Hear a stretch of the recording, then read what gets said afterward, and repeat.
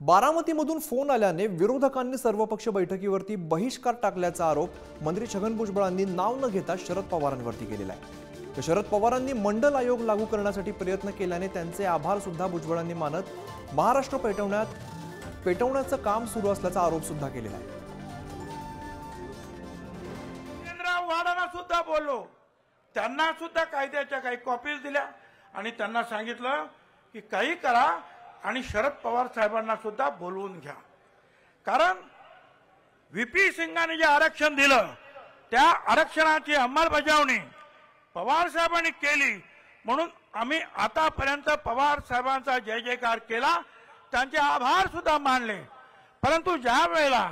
अशा आरक्षणाच्या बाबतीमध्ये ज्या वेळेला काही प्रश्न निर्माण होतात त्यावेळेला अपेक्षा ही आहे की महाराष्ट्राचे एक ज्येष्ठ नेते म्हणून पवार साहेबांनी सुद्धा तिथे यायला पाहिजे होतं। असं सांगितलं जातं की सगळे येणार होते, पण 5 वाजता बारामतीवरून कुणाचा तरी फोन गेला आणि विरोधी पक्षाचे सगळे येणारे नेते यांनी बहिष्कार टाकला। तुमचा राग आमच्यावर असेल,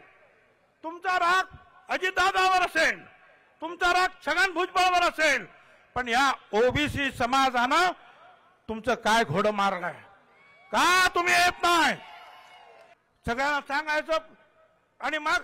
पाठीमागून काहीतरी सल्ले द्यायचे आणि त्यातून हे जे महाराष्ट्र पेटवण्याचे उद्योग चाललेले आहेत, मला पुन्हा एकदा सगळ्यांना विनंती करायची आहे की आम्ही या सगळ्या विरोधी पक्षांना, ठीक आहे,